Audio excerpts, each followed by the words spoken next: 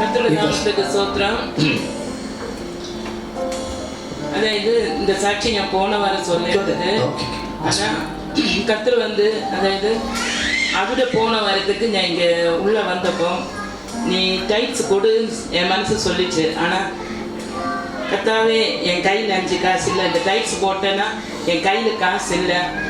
இந்த ஒரு வாரம் கூட நான் ஓட்டணுமே, எப்படி நான் காசை கொடுக்கறதுன்னு. பரவாயில்ல, நான் அடுத்த இது கழித்து நான் டபுளாக கொடுக்குறேன்னு சொல்லிட்டு நான் நின்றுட்டு இருந்தேன். ஆனால் அன்றைக்கு பாஸ்டர் அந்த டைட்ஸை பற்றி பேச தேவையே இல்லை. ஆனால் பேசிகிட்டு இருக்கோமே என் மனசு சொல்லுது, உனக்காக தான் அவர் பேசுகிறாரு, நீ போடுன்னு. ஆனால் நான் அந்த கடைசி நிமிஷம் எங்கள் காணிக்க இந்த இது எடுக்கிறதுக்கு தொடங்கியாச்சு.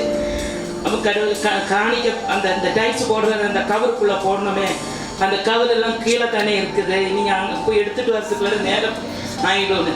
உடனே பாஸ்டர் சொல்றாரு, பின்னால இருக்குது கவரு, அங்க இருந்து எடுத்து நீ போடுன்னு சொன்னாரு.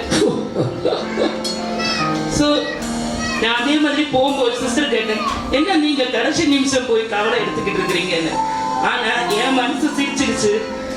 எனக்கு இல்ல, அப்போ போடுறதுக்கு போட்டேன். ஆனா அந்த மாசத்துல காசு கர்த்தர் டபுளா கொடுத்து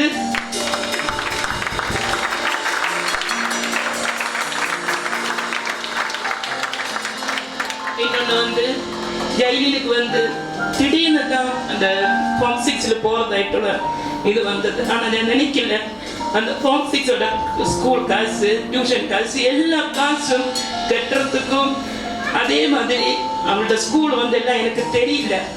இங்கே இருந்து ஒரு பிரதரை ஒரு சிஸ்டரை கர்த்தர் எழுப்பி அந்த ஒரு வாரம் அவரே கொண்டு போய் மத்தியானம் அவரே எடுத்து அந்த காசு கூட கர்த்தர் எனக்கு கஷ்டத்தை கொடுக்காம கர்த்தர் உதவி செஞ்சார். கர்த்தரை சோத்திரிக்கிறேன்.